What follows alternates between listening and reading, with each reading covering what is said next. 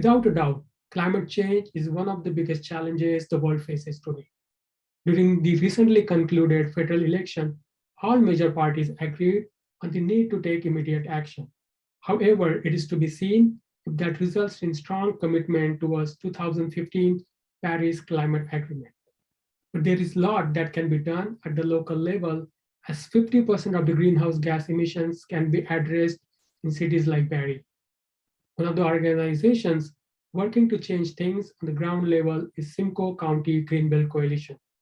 I talked to its executive director, Margaret Prophet. Thank you so much for joining me today. Thank you. So let's start with what is the mission of your organization and how it all started.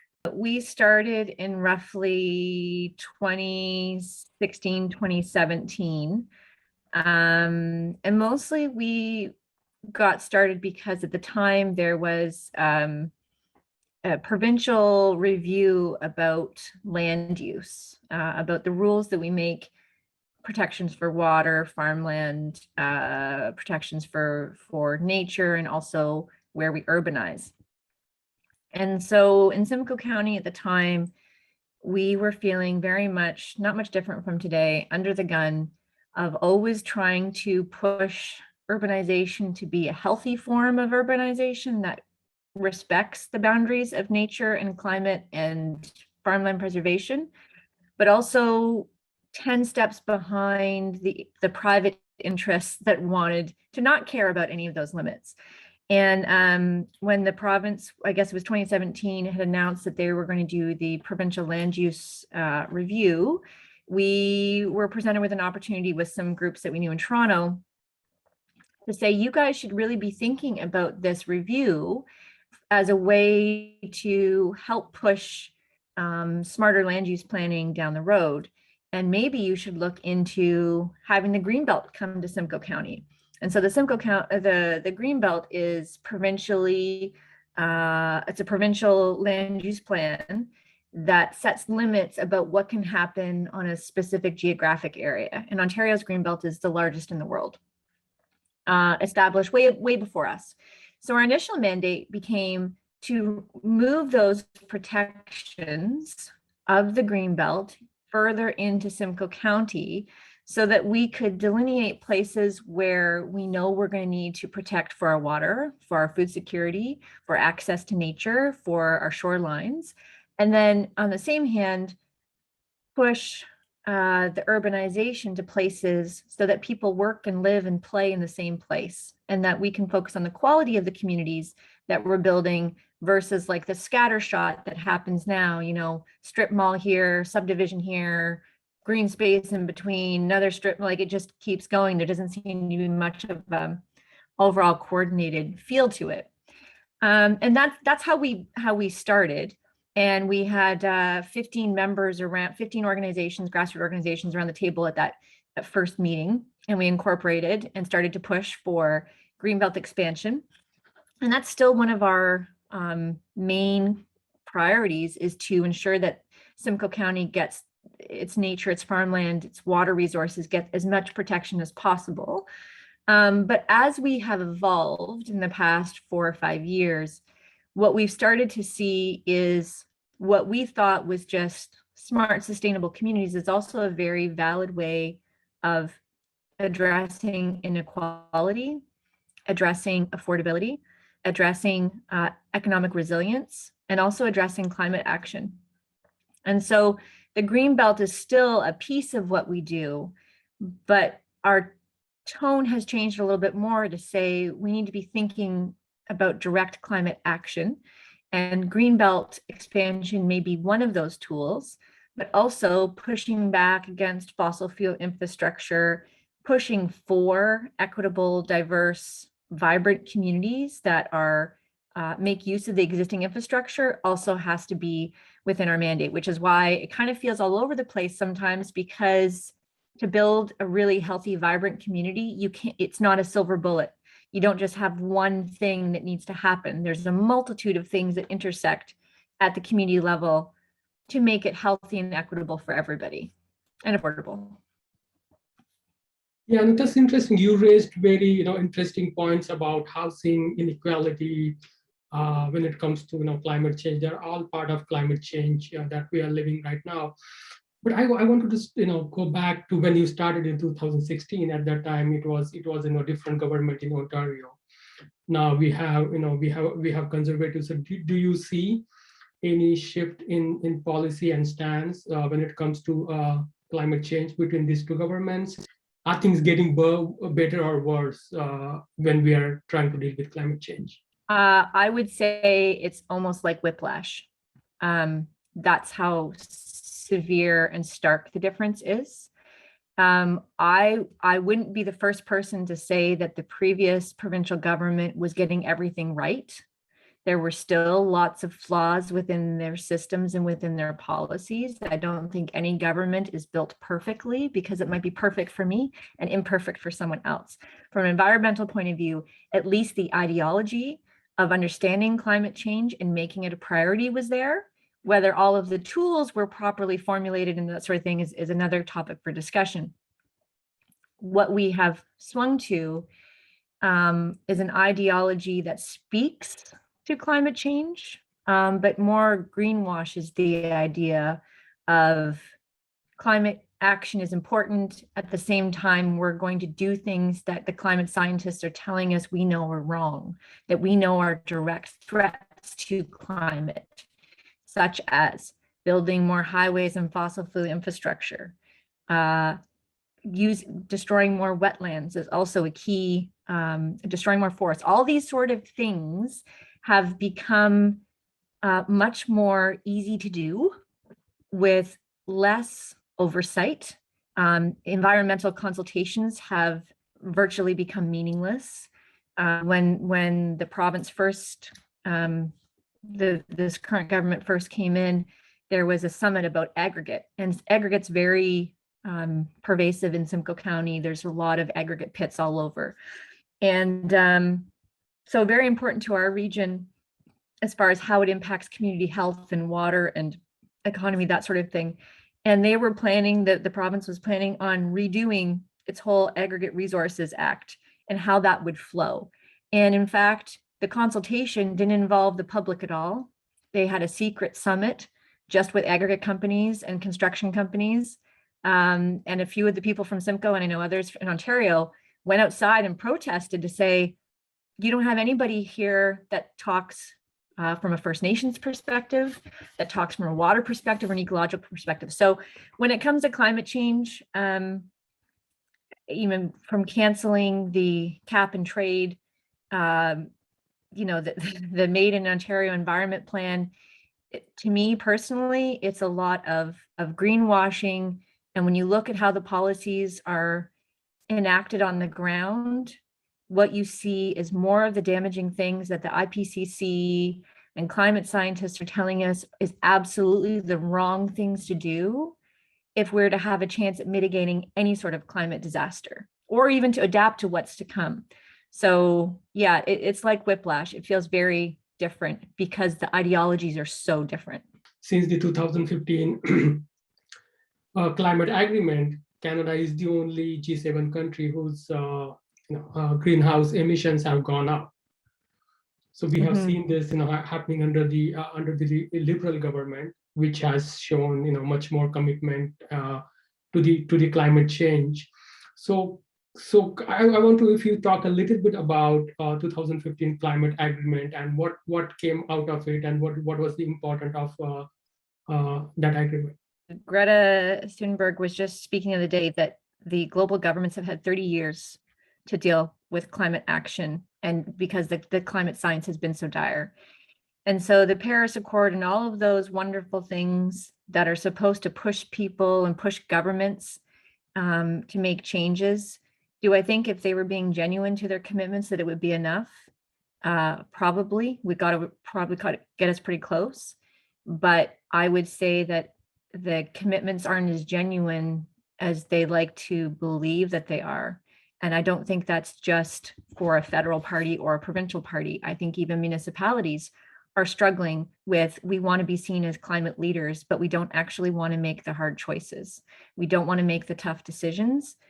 So, for example, 50% of Canada's greenhouse gas emissions come from municipal level decisions. The federal government doesn't have direct oversight into municipal decisions like the province does.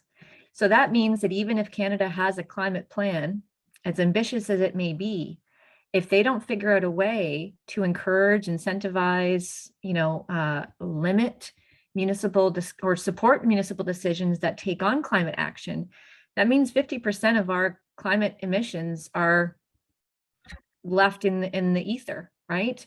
So that's where I think the conversation about climate change and climate action needs to be focused, because everyone's very intensely focused on what the federal government is saying we should do.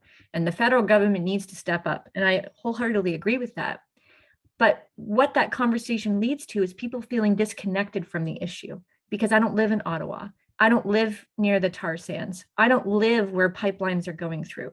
So how in Simcoe County am I supposed to really impact climate action when I don't live in any of these places? I know about polar bears, I know about pipelines, and I know about the global south, but I'm in Simcoe County and everything seems to be okay. Yeah. And so a part of what we have been trying to do is recenter climate action at the local level. Because if we keep thinking climate action is something that the global leaders do when they're in Paris or in Davos, and we forget that how we build our cities, where we build our cities, how we invest our money, how we get around in our cities or our communities, has a major, massive impact on what our climate future looks like, then people just go, I don't know, climate's important, I don't know what to do about it. And so I'm just gonna send a petition every now and again, right? And there's really strong, great opportunities for people to get involved here. So I know that wasn't your exact question, but I wanted to point out that yes, it can be more ambitious. Of course, the climate plans across the country can be more ambitious, but there is a missing piece, because we want the climate conversation to be so big and so nebulous in some ways that we don't know how to approach it.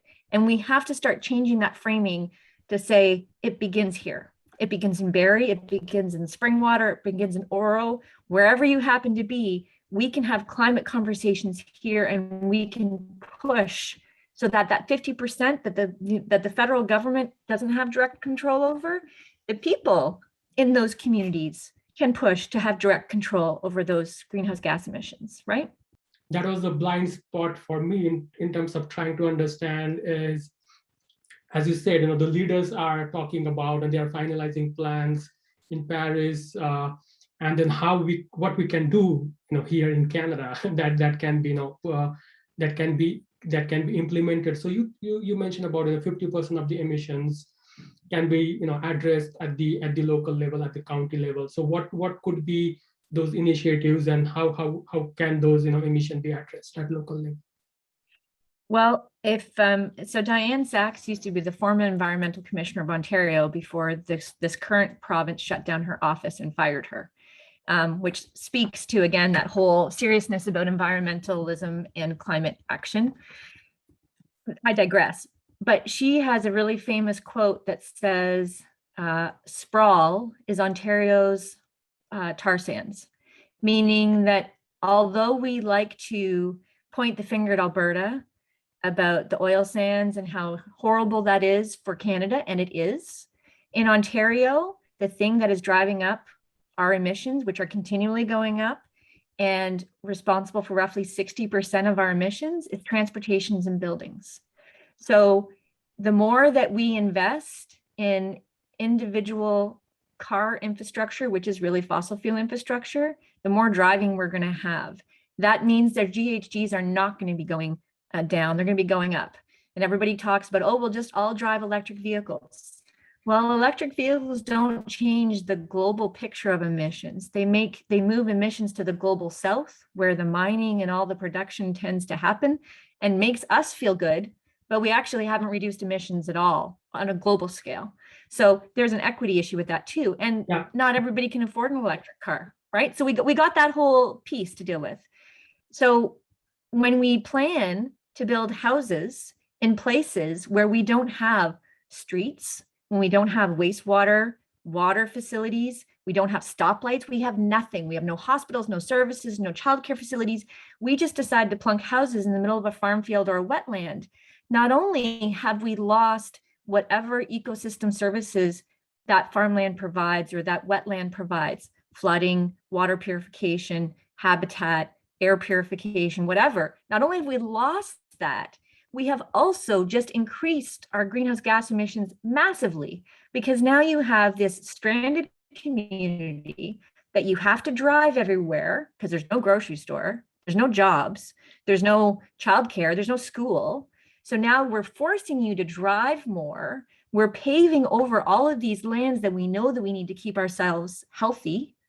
And the buildings that are going to be there also are probably going to be heated with natural gas or something else that's not great. So the major conversation we're involved right now is with the county is looking at the next 30 years of how they plan for growth. And that also coincides with Canada's net zero 2050 target, right? So if we're planning appropriately, we should say the quality of our communities matter more than developer profits. The equity of our communities, the health of our communities matter more, which means in places where we have hospitals, schools, we should be thinking about how to provide housing that's accessible at different levels. This whole McMansions on the outskirts of town that you need a car, which means only a certain income level will be able to afford that, let's keep in mind, right?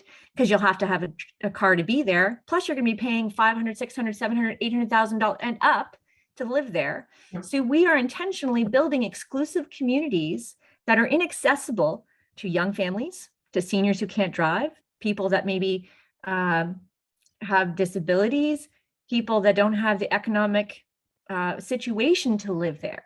So what we're trying to say to the county is, while you're planning for these new people, we should be very, very clear about the quality of the communities that we're building. And if we continue to keep taking up farmland and wetlands and forests to build stranded communities that only a certain percentage of the population can afford, we are intentionally building inequality. We are intentionally building oppressive neighborhoods that do not allow certain people to be in there because they don't meet the income threshold to be there, right? What we should be saying instead is we want vibrant, prosperous communities that are accessible to everybody, regardless of age, stage, race, whatever. So we're going to move the housing to places where we have roads, where we have hospitals, where we have schools, where we have doctors' offices, right? And build the type of housing that allows maybe for a senior to downsize into a small apartment or a townhouse or, you know, a stacked, like there are lots of options beyond massive towers and sprawling mega mansions, right? We're just not very good at doing it.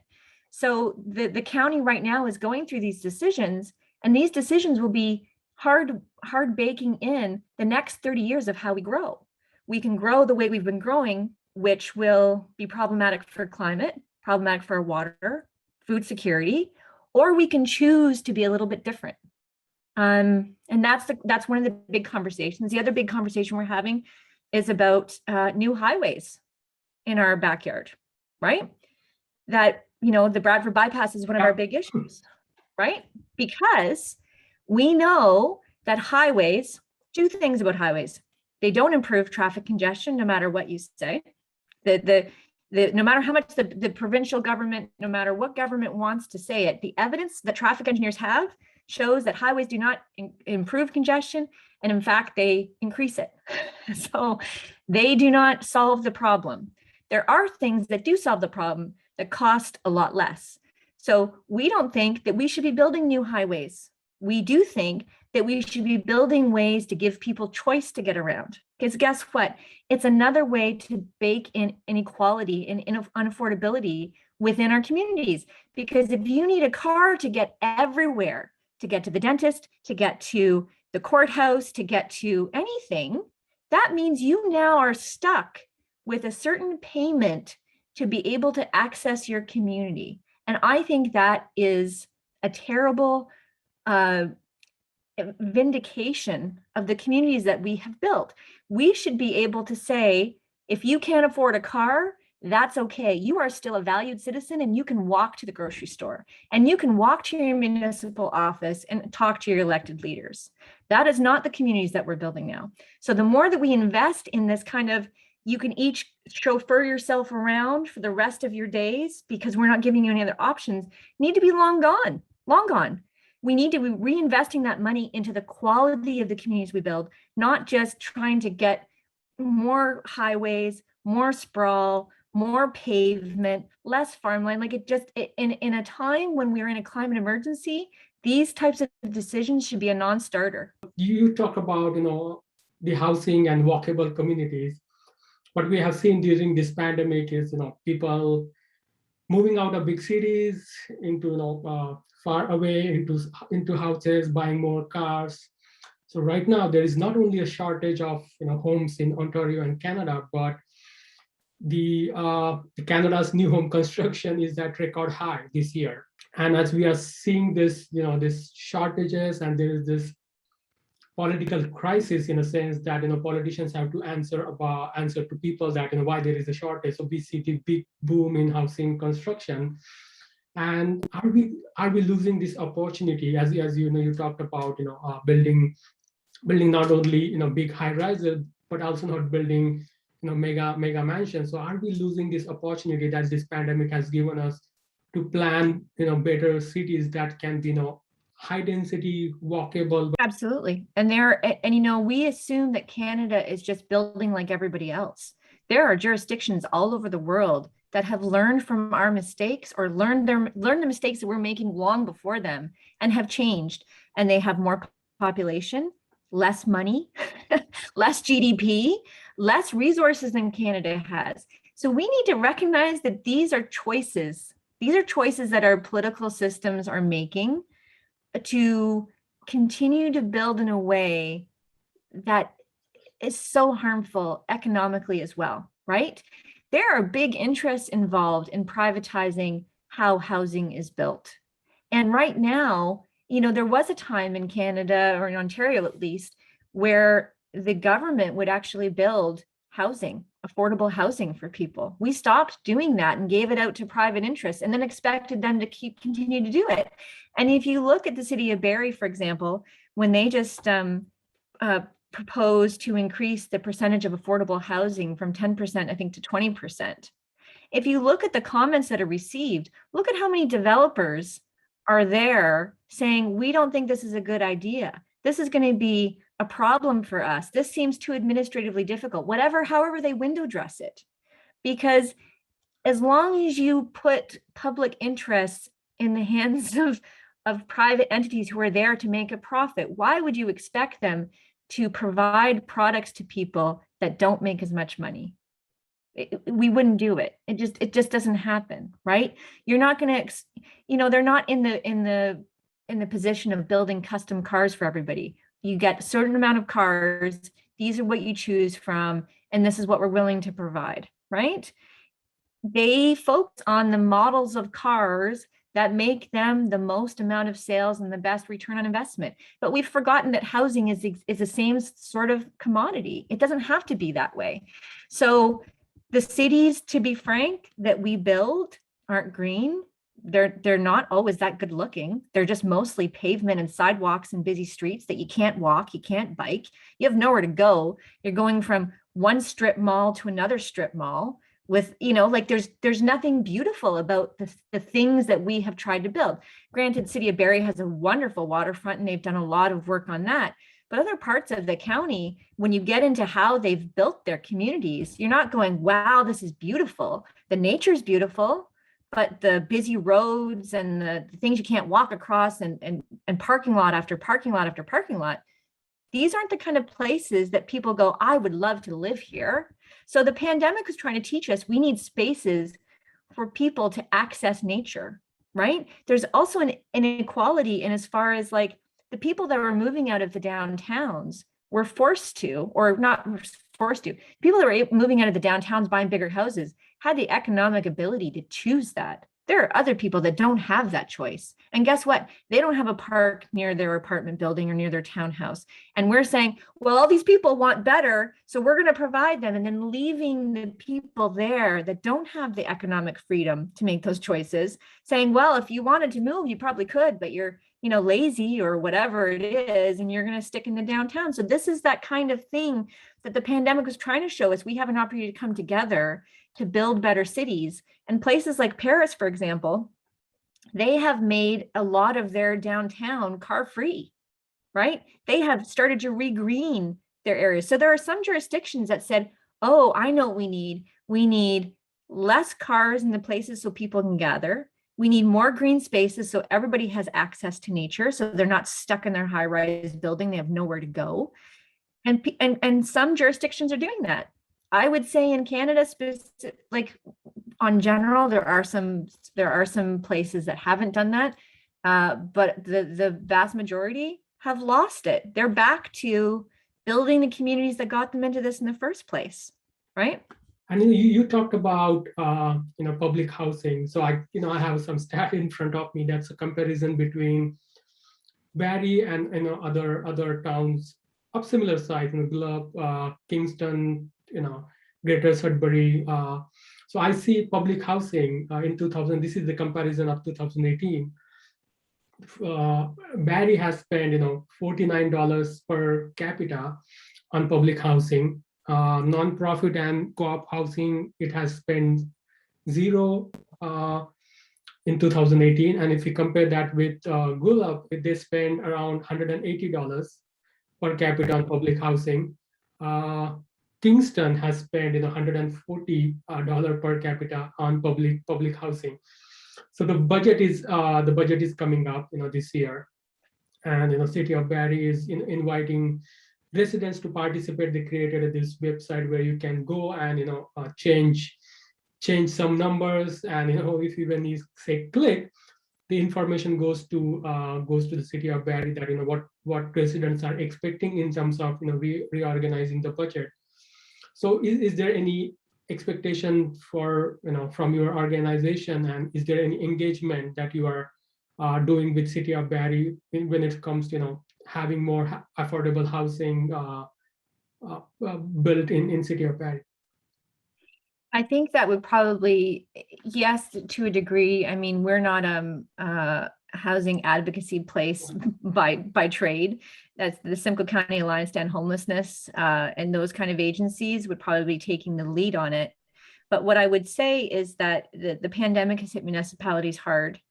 And the one thing that nobody wants to really talk about is that a lot of the financial situations that some of these municipalities are in is because they're paying the piper for how they've grown for decades. So, Mississauga was seen as like, the best place to be because there was no tax increases. And when Hazel McCallion was there, it was wonderful because no taxing, because they were just growing. And then guess what? The money ran out, and then the taxes need to be raised. And now you get like taxes just keep going up, and it's nothing against your hometown, but where you're living now. But I mean, what we have seen is those debts come due, whether or not you believe they'll come due, they come due. So as Barrie continues, although they've of recent years have really tried, because I think the mayor gets it, about how spreading out your resources over a large land mass is not good. People have to recognize that debt comes back to you eventually. If you take a tablespoon of peanut butter and you put it on a half a piece of bread versus a full piece of bread, everybody will tell you there's more peanut butter on that half piece of bread, right? Because it's thicker, it's just more substantial. If you spread it over the full piece of bread, everybody like, there's hardly any peanut butter on here, right? So it's the same thing. Is when we spread out our growth over a large land mass, it feels like nobody gets what they need. There's potholes, there's roads that need to be maintained, there's no trees, there's like all of this stuff always needs to get fixed because you have spread everything so thin. And when you can put it in a smaller space in a way that's healthy, you feel like your environment is richer. And so maybe those other cities, I haven't done the deep digging, but I know Kingston in particular has a very defined core.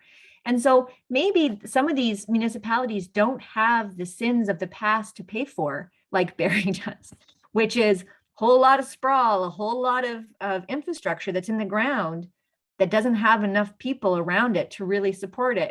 And that is the bill that comes up, which robs future generations and future choices, because now there's not enough money to do the things we really need to do, because we're still trying to make up for all the bad choices we made, 10, 15, 20 years ago. I think the public transportation is equally important, but I think that makes sense if you have cities that are more compact rather than more spread out. So when it comes to Barrie, what is the current, because I came to know that Mississauga is planning to move away from gas run public transportation to green electric vehicles.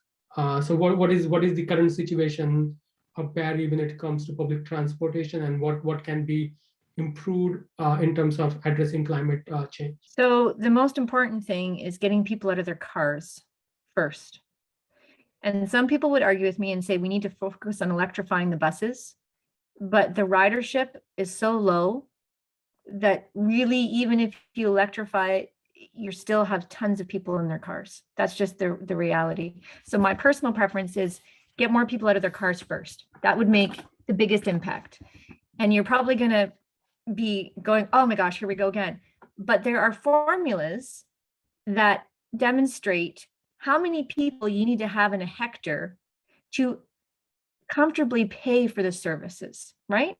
So it's a trade-off, is when you have certain people, like if we look at that peanut butter again, when you have more peanut butter, you have more places to spend it. When you have less, you have very few options, right?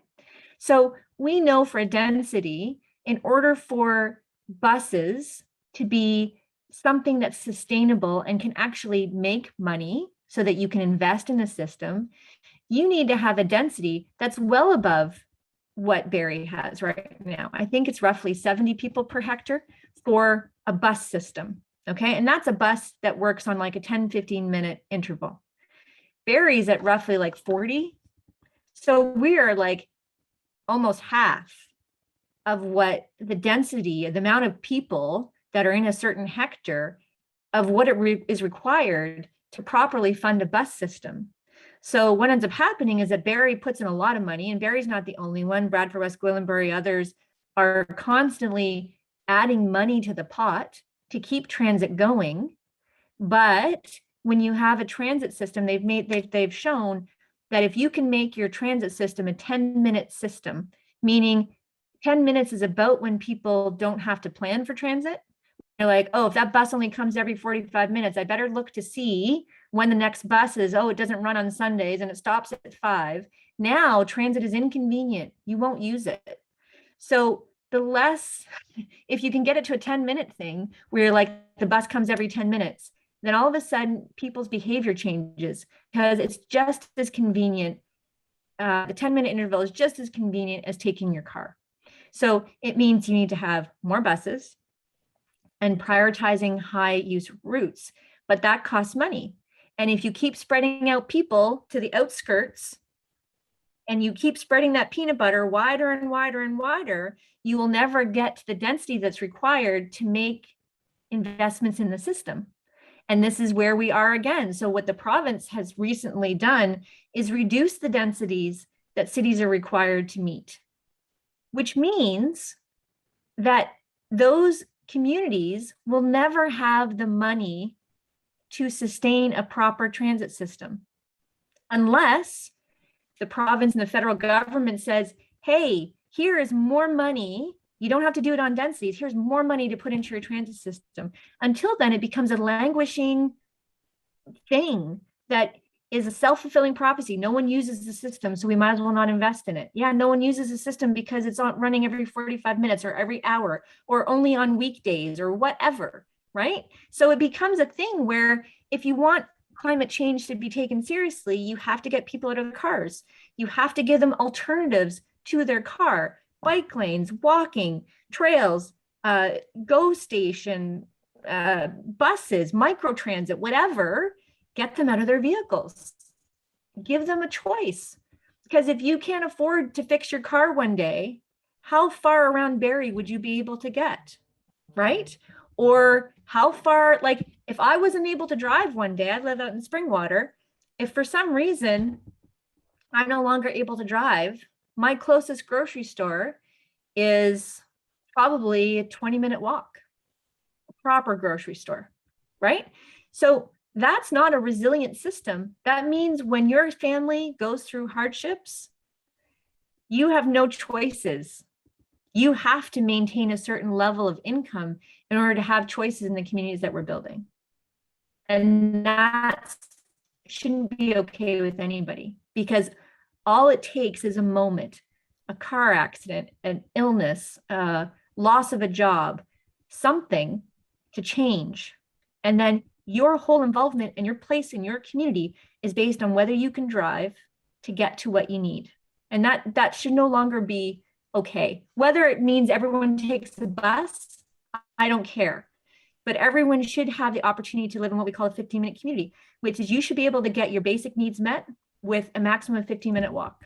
That is not the communities that we live in now. So you talked a little bit about electric vehicles and coal and how that is pushing this climate change problems to the global south. So Canada is One of the biggest miners in the world, and of course a lot of that mining is done in Africa and South America. So and this is where very interesting. When Trump was the president, he pointed out a lot what is happening in China and India and how they are polluting. Their pollution is in some sense more than the developed world, but we see a lot of manufacturing done in India, India, China, or other southern countries is basically heading towards the towards the Europe and North America. So they are exporting, not only manufacturing, but they are exporting a lot of pollution to these countries. So my question is, what can be done? If you're talking about Canada, how can we hold these mining companies, those are listed on Toronto Stock Exchange, those are headquartered in Canada, accountable for their actions abroad? Well, I'm not an expert in this, but I do think that this idea that we wag our finger at certain countries to say you guys are doing it all wrong, and then really it's because we are demanding those products, we're demanding those services. And in fact, Canada is one of the largest, if not the largest, producer of waste in the world. And our waste goes to third world countries in shipping containers. And then we look at them going, look at all the stuff in your ocean. This is ridiculous. You guys need to be better. We don't actually want to be held accountable. We want to believe, I think Canadians want to believe in the mythology that we are environmentally friendly and we are a nation of kind of goodwill, right? And so what people don't know is, just like you said earlier, about how our GHGs keep rising, how we produce more waste than almost anywhere else. We drive the most inefficient cars than anywhere else. We waste more water than anywhere else in the world. We burn more old growth forests than anywhere else in the world. We produce more plastic pollution than almost anywhere else in the world. That doesn't sound like a very environmentally friendly country, right? And we offload that responsibility to others in this form of like, well, we're so virtuous and we're doing our best, and you guys just need to pick up the slack. To your point with the mining companies, our pension plans are involved in a lot of takeovers of private water systems in South America.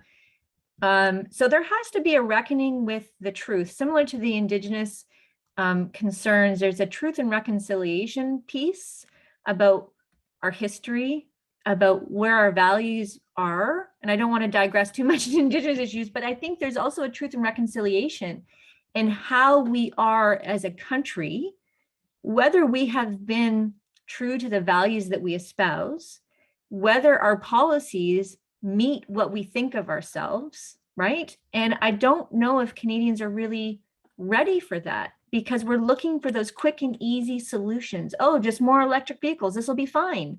And then we'll be like, did you know that in South Africa or in places in India, they've got these rivers that are going blue because of all of this stuff with electric vehicles?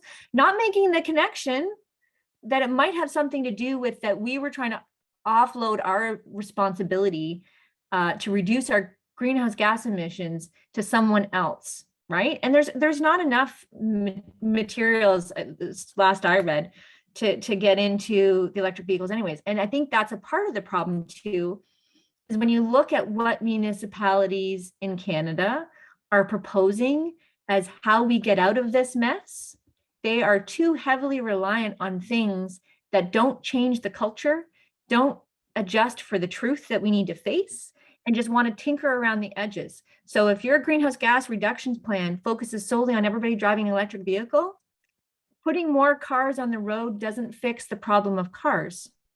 It doesn't replace the highways that are going to be built, the sprawling, all of these things that come because we have automobiles don't get replaced by putting better automobiles on it, right? Like, so we have to start talking about that culture and those values seriously. And a lot of people feel, I don't want to criticize who we are as Canadians because that means I'm not a proud Canadian. Maybe it means you love your country enough and you love your values about who you want Canada to be enough to say there are opportunities for growth and change here. I can love the country that I'm in, but recognize that it's in need of repair, and it's in need of changes, right? If you don't care about something, you don't want to see it change. You don't want to see it improve. If you do care about it, you want what's best for it. Yeah, no, that's absolutely right. And that's one of the things I wanted to talk about, the involvement of Indigenous community when it comes to climate change. So what your organization is specifically doing, in terms of working with the Indigenous groups? So I think that we never assume that we're done.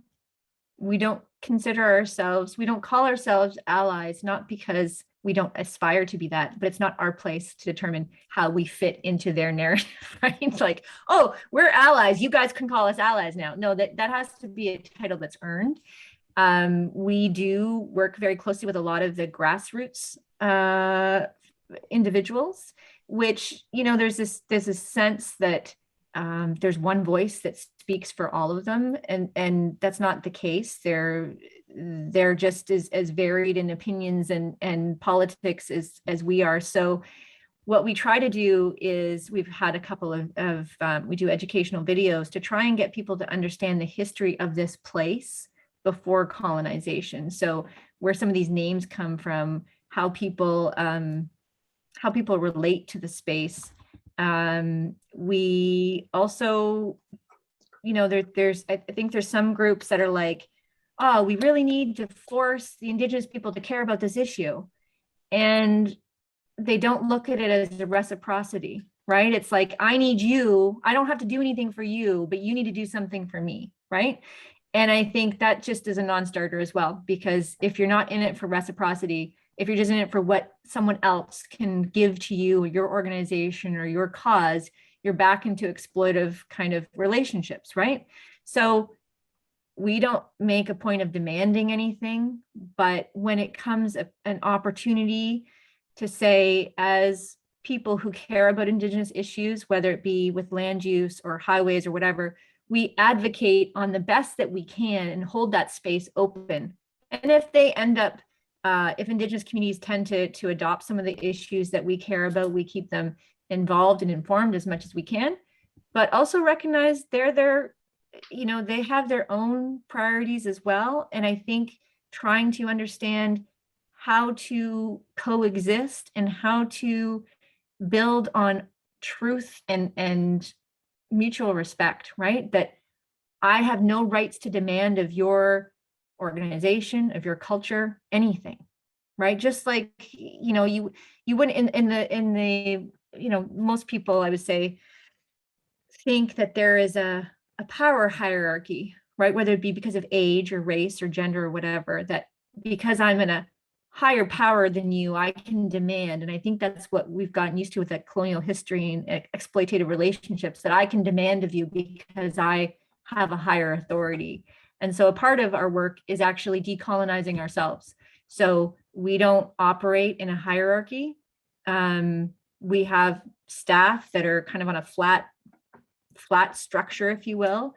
We don't demand that we have a 40-hour work week. We don't. We work on flex time. We avoid that kind of idea of boss and productivity comes before personal health and wellness. So there's pieces that aren't necessarily Indigenous relations related, but that help us deconstruct some of the things that make it difficult to form good relationships, because we try to prioritize the well-being of the individuals and how we can integrate more diverse voices into what we're doing and also within our thing. So I feel like I'm all over the place with it.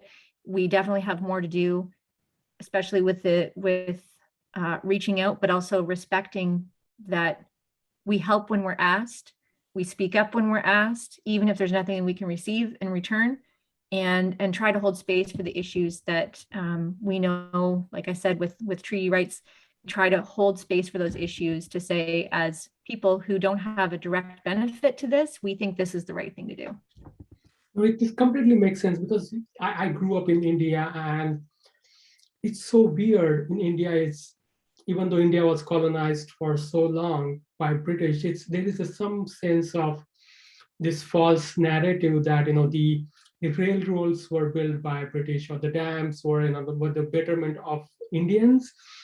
Only after I explored history on my own, I realized that the railroads were built to take the wealth out of India. That was like gold. All the railroad, if you see in India, most of them come from very very secluded part of India and land in Mumbai.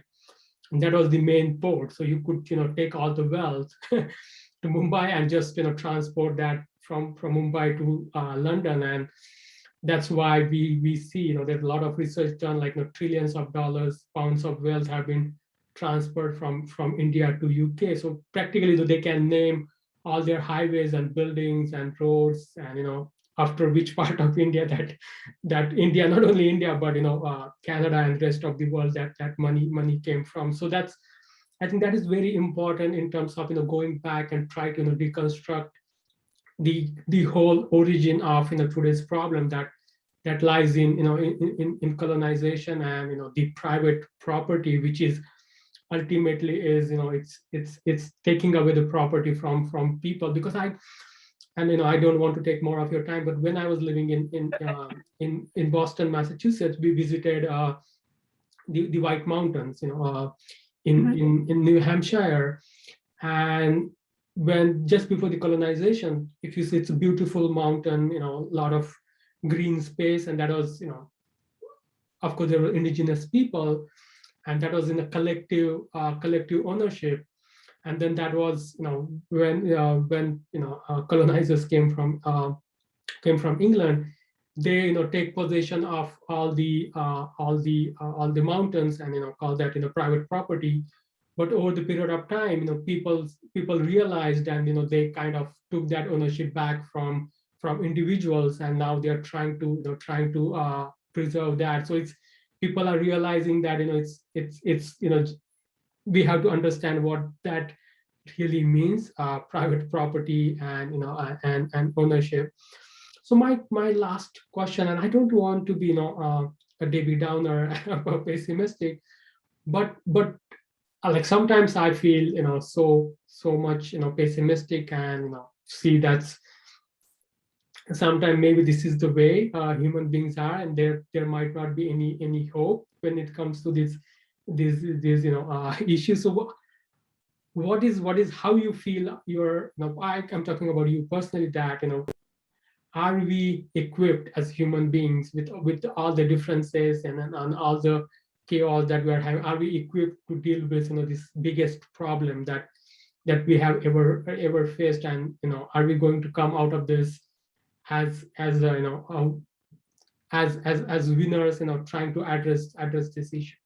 Well, I don't have a crystal ball. I can't promise that we're going to come out of this in a certain way.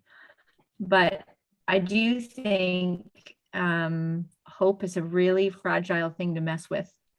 And I think as far as the climate conversation goes, there was so much shock and awe of like, this is how terrible it's going to be. And these are all the cities that are going to be lost to the ocean. And I know that that was important to get the information out, but I think we're actually having to remedy against that kind of communication style that started out the climate part. And I don't even know if it's getting that much better, because when you lose hope, really, I mean, that is a terrible thing, because you lose hope in yourself, hope in each other, hope in what could possibly be. And it's really hard to get back. So I always say to my kids, because they're 12 and 9, and having a mom who does what I do, they get to see lots of different things. And I never lie to them about, I have the hard days too. And I wonder, just like everybody else, what am I doing here? Is there even a point to this? I'm just beating my head against the wall. The system seems so big. The changes seem so massive. Everything seems to be working against me on those days. And I go, what if I just didn't do that today? What if I just went away and just let it go? And then I remember that nobody knows how this is going to work out. Nobody knows what kind of thing could change everything in a day. Like we think about all these impossible things, like the Berlin Wall was an impossible thing that would never come down. In your home country, the British moving out of India for that generation seemed like an impossible thing that would never, ever happen, right? Doesn't mean that there's not still scars left from that process, right? But these things that we never thought would ever change, apartheid in South Africa, acid rain was a big thing that everybody kind of rallied around. So there's all this history, human history, of us doing impossible things that at the time we thought would never, ever change. Nothing about this is ever going to change. We can see the course. We know how the next 20 years are going to happen. And this is what's going to be. And the fact is, we have lots of history that shows just the opposite. We don't know how it's going to change. Who would have predicted COVID, right? Who would have predicted us being locked up in our homes for almost 2 years, right? Yeah. We started off that year with Australian wildfires. I'm not saying that COVID was for the best, but we pretend like as if based on past information, we can predicate and just assume what it's going to look like, and we can't. And so, we get into these false dichotomies of it's either this or what we know. And this seems really impossible. So this is probably going to be likely. And meanwhile, there are millions of multitudes of options that are there that we don't even appreciate. Like Greta Thunberg changed the conversation on climate science like that. Once she started, like it took her a while to get heard, but that changed things really quickly, right? So I don't know. I don't know if we will, what will come out to be, but I think a little bit about Darwin, and everyone kind of misquotes him with his evolutionary theories and saying about, the rat race and the strongest will survive and, those sort of things. But Darwin actually, his biggest thing that he saw about the human society was compassion. Compassion and cooperation were the things that allowed humans to survive. We're not overly strong, okay? If you compare us to the natural world, we're not that strong. We're not that resourceful. Like we are really the runts of the natural world, if you want to think about it. Even a raccoon could give you a run for the money if you got him on the wrong day. Yeah. But we combined and we formed societies and we formed, tribes, and we formed communities to help each other and to cooperate with each other. And that is humans' strong suit. That is what has allowed us to evolve and live for as long as we have, right? So I think that we have all the tools that we need to. People actually really care. Most people are good. Most people don't want to destroy the planet. And and you have to have hope that at some point anything could change. And if I was to give up hope and give up, I think, well, that basically means I'm turning to my kids and saying, this problem as an adult is too difficult for me. And so when you get to my age, I hope that you do better. And I can't imagine having that conversation with my kids, right? I don't know what it's going to look like, but I can certainly say, I am doing everything that I can. I'm not going to do it perfectly. I'm going to make mistakes. It's going to be tough. I'm going to have days where I wish I could give up. And I'm going to have days where I think this is going exactly like I want. But I cannot leave my problem that I can help fix now to you to pick up when there's even less runway for them to make choices that are different, right? Or it could be for my niece or nephew or for, for whoever. So I feel it's a moral obligation to be involved to whatever capacity people can be involved in it. Yeah, and you are right. I feel exactly the same on about doing journalism or talking about issues that are important. But I feel the same that this is what worth fighting for. That that's what even keeps me going. So, but thank you so much, Margaret. It was pleasure talking to you, and there were so many things that I did not know about. Tackling the issue at the local level, dealing with the Indigenous community, and this how to look at this problem as a whole. So thank you so much for your time and talking to me. Yeah, no worries. I just wanted to add one thing about the Indigenous part, and I don't mean to take up too much time, but I think it's really important. I think it's important to note that the Indigenous communities globally are on the front lines of climate action. And especially in the global South, Indigenous communities are giving up their lives to defend their land, to defend from hydro dam projects or from water taking or whatever. And so I think there is a piece of us in our level of comfort, us meaning the westernized countries who are used to consumerism to get by through the day, where a level of discomfort is like, oh, do I really need to write that petition? I don't know. Do I really need to call that MPP? That seems uncomfortable. Just keep in mind that the Indigenous communities, even in Canada, are blockading, are being arrested, are being beaten up, are having their civil liberties stripped because they are standing up for Mother Earth. And so for the people that aren't living in that world, who really feel like I want to do something, realize that you're not in that position and how privileged it is to decide whether or not you get involved in an issue, right? Because for those Indigenous people, that is their life. Those are their relatives. Those are things that they are fighting for. It's beyond just a tree. It's not just a pond. It's a way of life. It's their culture, right?